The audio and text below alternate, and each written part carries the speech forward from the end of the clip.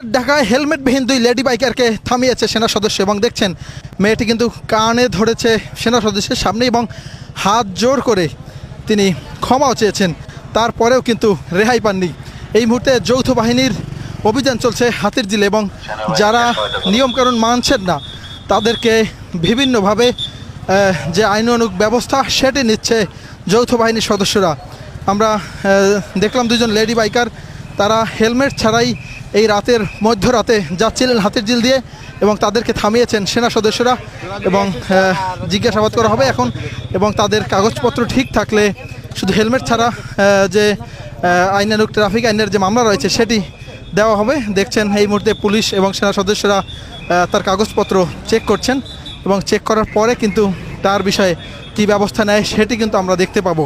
দর্শক দেখছেন এই মুহূর্তে হাতিরঝিলে চলছে যৌথ বাহিনীর অভিযান, সেই অভিযানে আমরা এমন দৃশ্য দেখতে পাচ্ছি।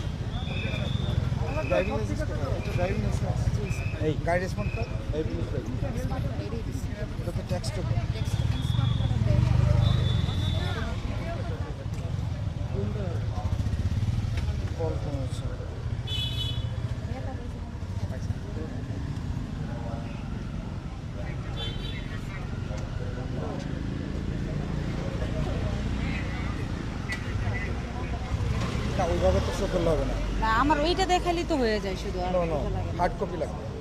এটা এটা এটা আমার কাছে আছে। এটা টেক্সট টোকেন আপনার, মানে এই যে এটার কথা হ্যাঁ, এটা আমার এই যে ছবি তোলা আছে, মানে এটা আমার বাসায় এখানে। আমি ওই যে ব্যথা পাইছিলাম স্যার, আপনার মাথা হেলমেটও ছিল না। হ্যাঁ হেলমেট ছিল। ঠিক আছে,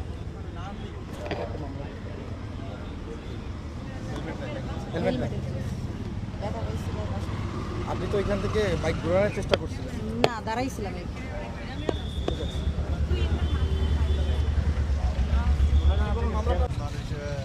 মামলা হয়েছে, আপনি এখন আসতে পারেন।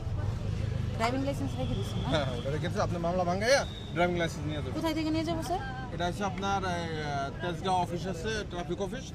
এখন বাংলায় আমি কি আসতে পারবো না? এখন নিয়ে যেতে পারবো না বাংলায়? এখন নিতে পারবেন।